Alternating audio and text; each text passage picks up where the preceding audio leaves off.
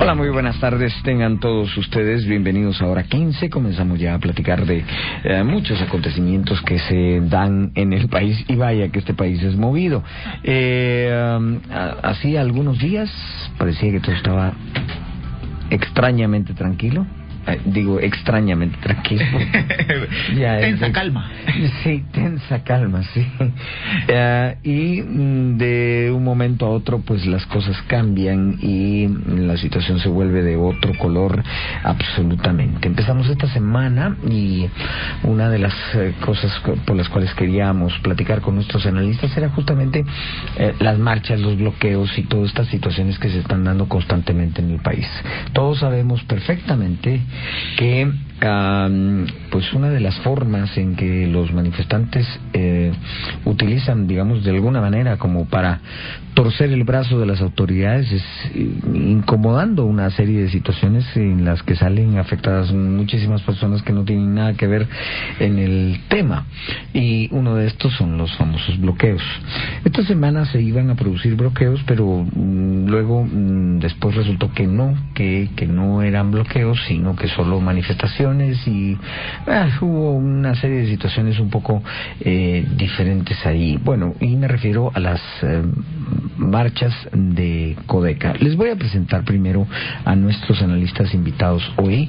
Están en cabina acá con nosotros el licenciado Cristian Castillo, analista político del Instituto de Problemas Nacionales, el IPNUSAC, y además Edgar Ortiz, del Centro de Estudios Económicos Sociales del CES. Así es que bienvenidos, muchas gracias por estar acá con nosotros. Y bueno, empecemos con estas famosas marchas de Codeca. Una de las cosas de las marchas de Codeca, y yo mismo se lo planteé al señor Bay cuando lo tuvimos esta semana en entrevista, es que parecían una serie de situaciones que pues de difícil o imposible cumplimiento, empezando por la renuncia del presidente Jimmy Morales. Él dijo que él no lo habían pedido. Sin embargo, yo le leí el comunicado que en redes sociales se estuvo distribuyendo por parte de Codeca, y en el comunicado, en el cuarto punto, justamente figuraba la petición de renuncia a Jimmy Morales. En política bien dicen que nunca se dice no, tampoco se dice sí. Se dice un sí pero, y el pero es imposible, entonces se convierte en un no, y eso se puede hacer viceversa. Al final, ¿cuál es el objetivo de marchas como esta, licenciado Castillo? Muchísimas gracias, don José Eduardo, y un gusto siempre compartir con Edgar y poder trasladar algunas reflexiones. Yo de pronto quisiera iniciar reflexionando sobre lo que es la gobernabilidad. Básicamente la teoría lo que nos refiere es que la gobernabilidad es la capacidad del Estado de responder a las demandas sociales. Digamos, hay gobernabilidad cuando hay un Estado que puede atender las demandas de su sociedad, sean las que sean, digamos, y de los sectores que vengan. La ingobernabilidad en Guatemala, y ahora, digamos, trato de contextualizar el concepto al caso guatemalteco, es permanente. Se ha vivido en todos los gobiernos, y hay que recordar una frase interesante del expresidente Vinicio Cerezo cuando las manifestaciones en la Plaza Central igualmente le exigían que diera respuesta. Él decía, bueno, eso es la música de la democracia. Uno de los elementos fundantes de la democracia es precisamente esa capacidad de poder expresarse. Algo que está contenido inclusive en la Constitución, en el artículo 33, digamos, la posibilidad, aparte del derecho de manifestación, el derecho de petición, ambos que le asisten a todos los guatemaltecos, organizados o no. Teniendo ese elemento a la vista, lo que vemos es que en Guatemala tenemos un Estado que no ha dado resultados y que no tiene la capacidad de responder a condiciones estructurales y coyunturales que afectan la vida de las y los guatemaltecos.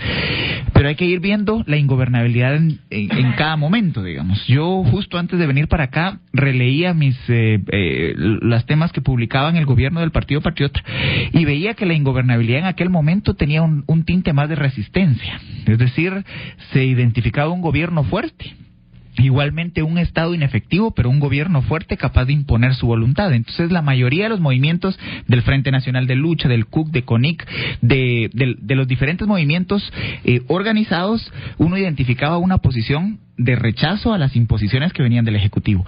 Lo comparo con el momento actual y lo que veo es una ingobernabilidad por ausencia. Es decir, tenemos, además de un Estado ausente, un gobierno que no se identifica con fortaleza como para poder atender las demandas que se le plantean. Y ahí uno puede entender un planteamiento como el de Codeca, que empieza ya a manifestar un descontento con el presidente Morales y a pedir su renuncia. El problema de esto es que cada hecho de ingobernabilidad representa costos para alguien. Digamos, la ingobernabilidad producto del cierre de carreteras o lo que genera el cierre de carreteras tiene un impacto económico.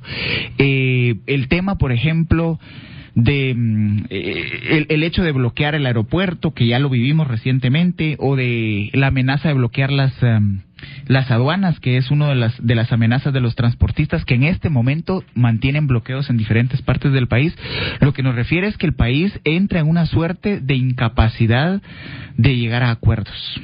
Cada actor tiene la forma de identificar algo que el Estado no le da y al final toma medidas de fuerza. Este es el problema más delicado, porque las medidas de fuerza lo que hacen es debilitar la capacidad de consensos en el país, que es lo que nos tiene en este momento en la situación en la que estamos. Bueno, yo quisiera ser, digamos, también pensado como para decir, bueno, hay demandas, hay protestas, es parte de las peticiones de estar en un sistema libre, porque esa es la verdad, pero me preocupa cuando las peticiones llevan ciertos tintes de, bueno, voy a pedir cualquier cosa sabiendo a sabiendas que no se va a poder cumplir con esa situación, porque lo que quiero es mantener la situación como está, mantener una situación de esa ingobernabilidad. Es que se puede haber esa ingobernabilidad porque el gobierno esté actuando mal, pero también puede haber una ingobernabilidad derivada no solo del actuar mal del gobierno, sino de una orquestada campaña para que exista esa situación. ¿Cómo lo ve usted? Sí, el problema, a ver, para partir de la base, ¿no? Obviamente hay un derecho humano, ¿no?, fundamental a manifestarse. Eso no se le puede negar a ninguna persona de ningún país democrático y civilizado del mundo. Aquí la gran pregunta es cuáles son los mecanismos de disputabilidad que hay en una democracia para ventilar los asuntos que uno quiere imponer, ¿no? Porque eso es tal vez la pregunta relevante.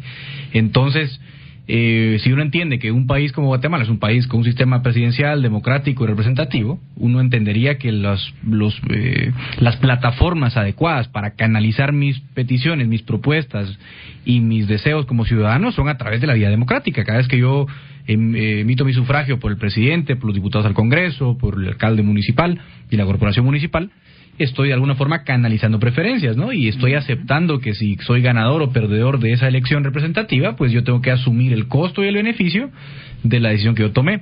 De modo que, ¿en qué momentos se justifican, por ejemplo, las manifestaciones? Bueno, aquellos momentos en los cuales la capacidad de diálogo y de canalizar preferencias no se cumplen, ¿sí? Y uno entendería que esa capacidad o esa situación es excepcional, no es la regla.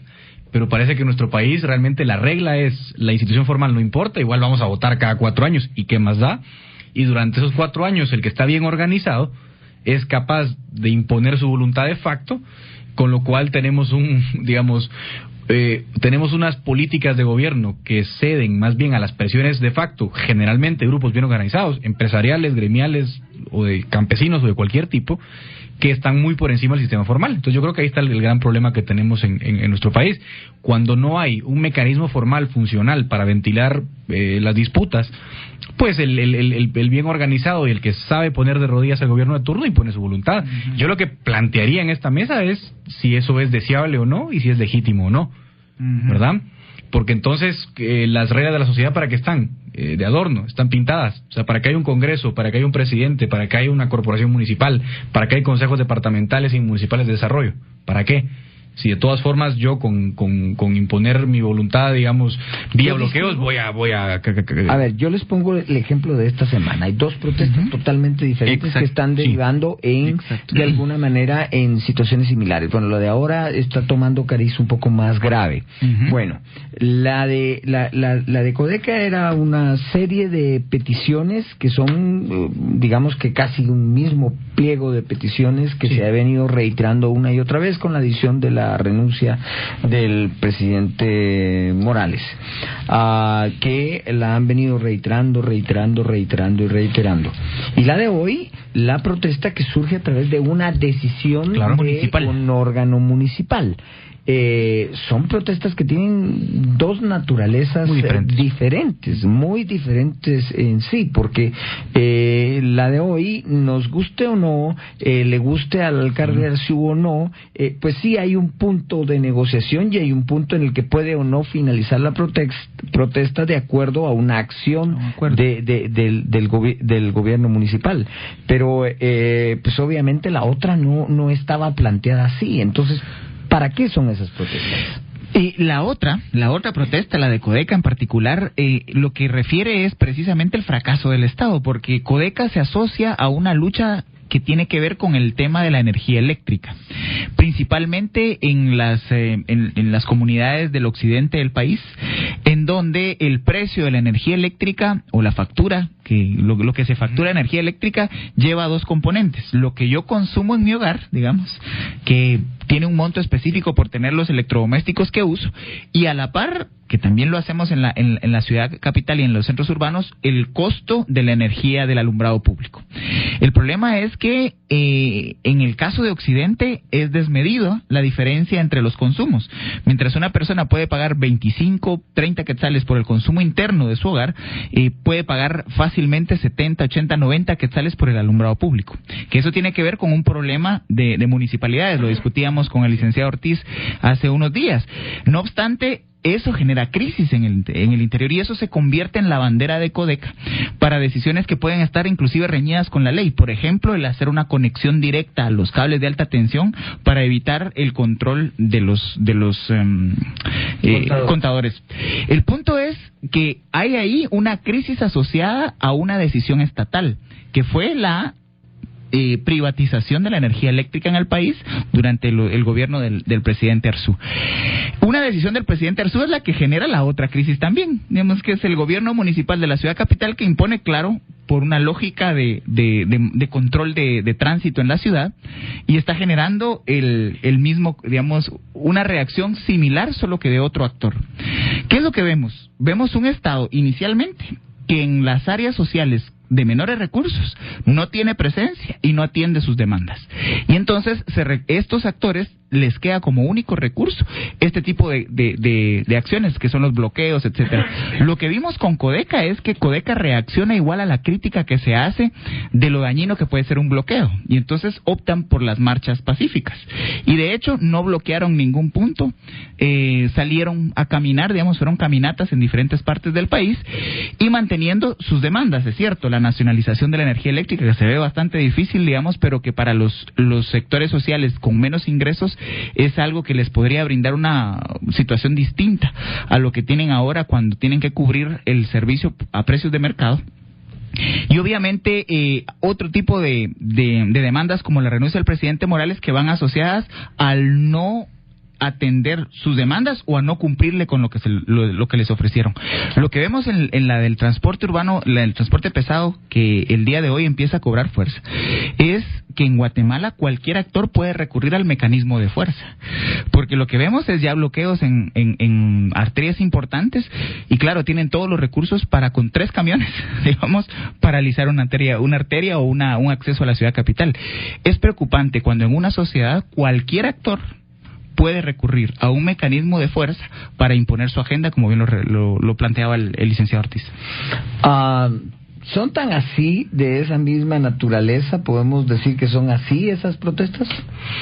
Bueno, es que depende, ¿no? Cada protesta en concreto, pero la realidad es que en el caso en particular que vimos... Hablemos de Codeca. Por eso, en el caso particular de Codeca no hubo bloqueos en esta ocasión. En esta ocasión, pero eso, digamos que ese vilo se mantiene siempre ahí constante.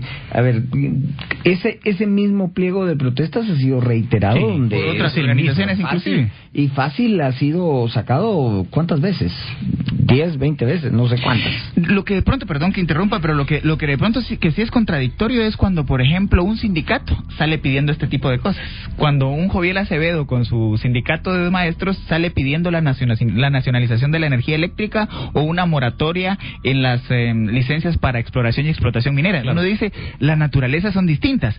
El Frente Nacional de Lucha, que igualmente es un sindicato, cuando reivindica este tipo de agendas, uno dice, aquí hay algo que no concuerda, digamos. Pero en el caso de Codeca ha mantenido su agenda política, por decirlo de alguna forma, con los mismos ejes. Ahora, bien, tengo que ir a una pausa, pero regresamos de inmediato. Recuerden, estamos transmitiendo vía Facebook Live, ahí pueden ustedes ver nuestra transmisión directamente desde el estudio central de Emisoras Unidas. Ahí también nos puede enviar mensajes y también lo puede hacer a través de nuestras redes sociales. No se olvide la página tanto de Facebook como de Twitter. La cuenta de Twitter es Hora 15 EU. Y la página de Facebook es Hora 15 EU. Así es que de esa misma manera nos encuentra y estamos transmitiendo acá. Vamos a la pausa, regresamos.